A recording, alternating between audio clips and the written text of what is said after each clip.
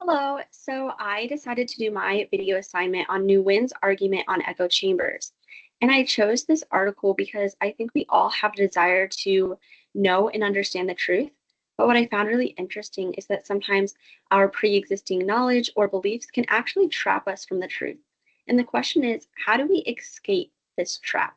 And this is the idea that Nguyen really explores in his article and that I will be exploring as well. So, in his article, Nguyen outlines two different types of situations in which we can become trapped from the truth or trapped from knowledge. The first of the two is known as an epistemic bubble. And Nguyen defined this as an informational network in which relevant voices have been excluded by omission.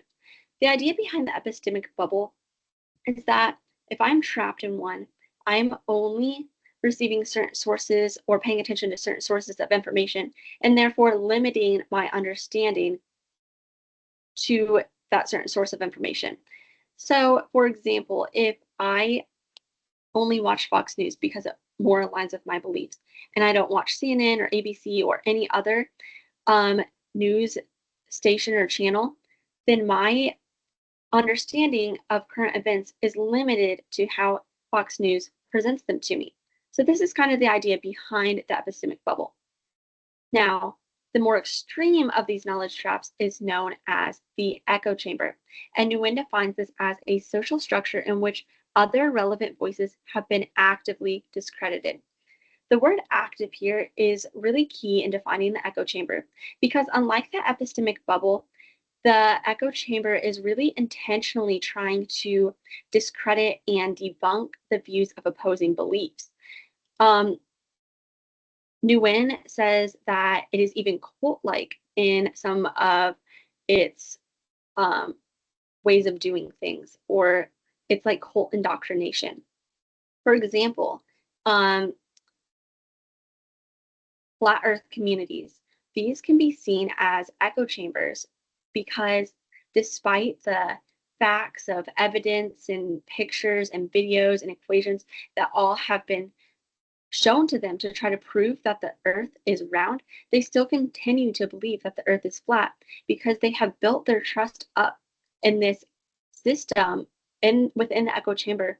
And despite the evidence that has been given them, they still continue to believe that the earth is flat. So, what forms echo chambers? Nguyen says that we tend to give too much credit to the evidence that we have first encountered. Oftentimes, it's really easy for us to cling on to the beliefs that we had growing up or to the evidence that we first encountered because it's comfortable and easy for us. Lots of times, we kind of trust those first encountered sources irrationally. Nguyen explores this when he talks about the trust ceiling. He says, everybody's fallible. A healthy informational network tends to discover people's mistakes and point them out. This, this puts an upper ceiling on how much you can trust even your most beloved leader. But inside the echo chamber, that upper ceiling disappears. This is really what makes the echo chamber so dangerous because we cling to that first encountered evidence or give too much trust or credit to the source of the echo chamber or the belief behind the echo chamber, and we don't give other alternatives the chance to even come close to it.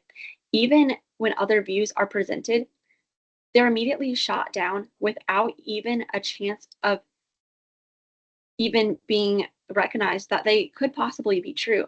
That evidence or the source of the echo chamber is just clung to so tightly. So now the question is posed, how do you escape? And Nguyen and I both have different arguments on this question. I'll present Nguyen's argument first, and then I'll present mine. So Nguyen says, in order to undo the effects of the echo chamber, the member should temporarily suspend all her beliefs, in particular whom and what she trusts, and start over again from scratch. But when she starts from scratch, we won't demand that she trust only what she's absolutely certain of, nor will we demand that she go in it alone. For this social reboot, she can proceed after throwing everything away in an utterly mundane way, trusting her senses, trusting others. But she must begin afresh socially. She must consider all possible sources of information with a presumptively equanimous eye. She must take the posture of a cognitive newborn, equally trusting all outside sources. He goes on to say, such a profound, deep cleanse of one's whole belief system seems to be what's actually required to escape. So, the idea that Nguyen is exploring here is called the social epistemic reboot. And basically, he's saying that we need to wipe out all our prior beliefs and knowledge about the world and learn to re-evaluate our world and relearn to take in information without these biases or prior beliefs that we had. So if I was going to put Nguyen's argument in standard form, this is how it would read. If I have a deep cleanse of my whole belief system and begin afresh socially, then I have a chance of escaping the echo chamber. I have a deep cleanse of my whole belief system and begin afresh socially. Therefore, I have a chance to escape the echo chamber. That was Nguyen's argument, the social epistemic reboot. Now, my argument differs some from Nguyen's. Let me read it to you. So, in order to escape the echo chamber, we must firstly constantly seek out and establish new beliefs. I do not differ from Nguyen in this idea. I believe that, yes, we are supposed to be constantly searching and seeking and reading and growing our minds and developing new perspectives about our world. I don't differ from Nguyen in that aspect. And then we must also identify our cognitive biases that may be influencing what we choose to believe. So, a good idea or like a good analogy to think of cognitive biases would be sunglasses. When I put sunglasses on, I am viewing the world differently. I have a different lens through which I am looking at things. It's important for me to recognize that I have those cognitive biases and be able to take off that lens and to view the world as it is. Cognitive biases can distort our view of the world and cause us to see things in a different way than how they actually are. The Cleveland Clinic, in their article, what a cognitive bias is and how to overcome it, says that we are to overcome cognitive biases by allowing ourselves to be cognitively flexible. Unlike the belief and behavior described in the echo chamber, we aren't to have a fixed mindset. We are allowed to allow ourselves to take off those cognitive biases and allow ourselves to step into others' perspectives and to give other alternatives the chance to be the truth. Then finally, and this is where I differ from Nguyen, we must trust or we must seek to develop a belief system that accurately reflects the truth of the world. If I follow this social epistemic reboot, I have not escaped the truth trap because now I have no truth to hold on to at all. Ephesians 4:14 warns against this type of lifestyle, saying that we should not be tossed around by every wave of teaching.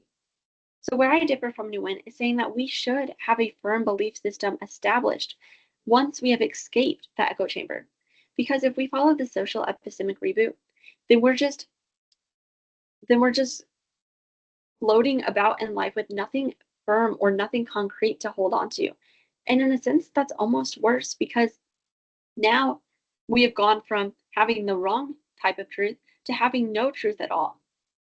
And to escape from this echo chamber, it is necessary that we learn to develop a belief system that we can be cognitively flexible with, that we can say, okay, this is what I believe, but I'm willing to grow and I'm willing to change my perspective if I learn something new or if I find a better alternative.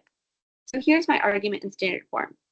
If I am to and escape the echo chamber, I am to establish new beliefs, identify cognitive biases, and develop a stable belief system.